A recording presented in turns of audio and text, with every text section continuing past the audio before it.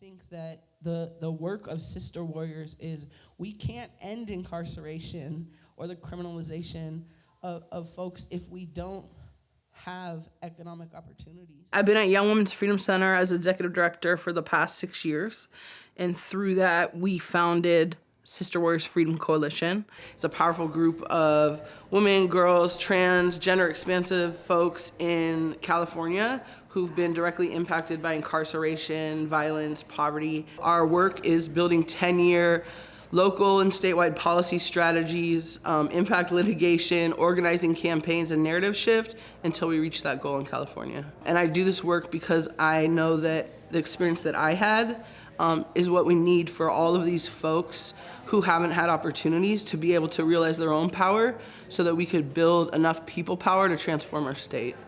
My name is Jessica Nowlan, and we're at my home in San Pablo, California. You should do a black background with like pink, like mesh with little squiggles, different colors. That always reminds me of 80. So my incarceration was mostly as a young person. I grew up between the ages of 13 to 18, pretty much in the system. It was juvenile halls and group homes and rehabs and juvenile halls and back and forth. But really, being incarcerated as a child really impacted me. I mean, I drove around most of my adult life with my children with no tags, no car insurance.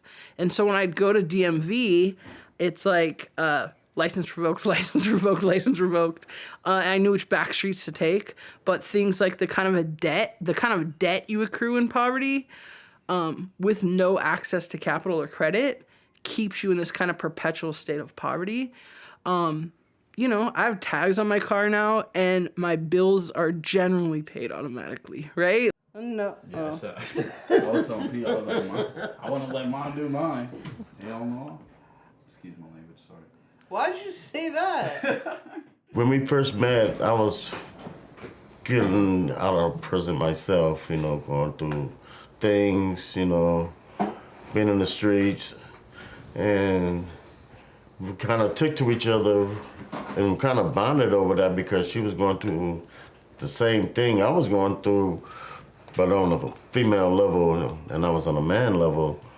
So, you know, we kind of stuck with it, and when we talked a lot, you know, before we became boyfriend and girlfriend. We just, typical like teenagers sit up over the phone overnight. Ooh, it's not teenagers. No, I said like typical teenagers. You know, this teenage couple sit up over the phone overnight, see who's gonna hang up first and stuff like that. So we went through the kiddie stage as grown-ups, but you know, it's kind of cool. One of the most like hardest days that I remember is that I mean, we didn't have any food, and we were like, it's like really hard when your kids are hungry. And I didn't have no gas, no tags, like, but I knew there was this church down the street. We used to live in Oakland for a long time, and they would give food, and sometimes they'd even give chickens. And we drove there. My fucking car ran out of gas going to the food bank with all the kids in the car. And we had to walk home with no food.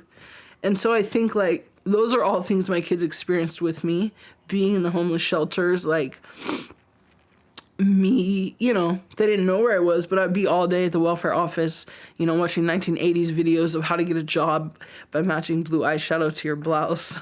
As a kid, I was hella curious, and it's like, wait, what is this? Or, you know, I'm sure I gave my mom a hard time. I was like, why are we doing this? Why not doing this? And as I got older, I was like, that's our experiences shape our perspectives, and then you have kids, and then we're growing up, and so it was really just like a context to my life, so I could better understand it.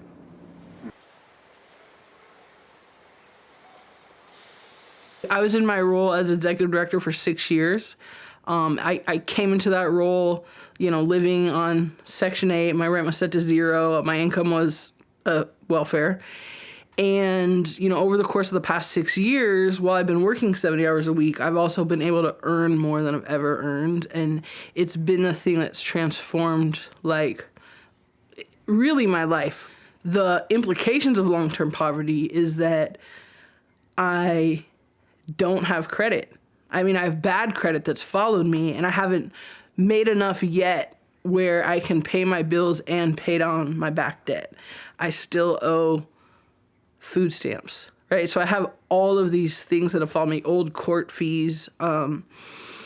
And, you know, it's like I'm 43, my children are in school, and their whole lives I was in poverty. And so even things like understanding how much taxes are taken out of my check, I'm like, wait, I'm not getting a return. And I think that, you know, the other thing that isn't talked about is that the emotional weight of being in poverty, like you always have stress, you know, you're never not stressed.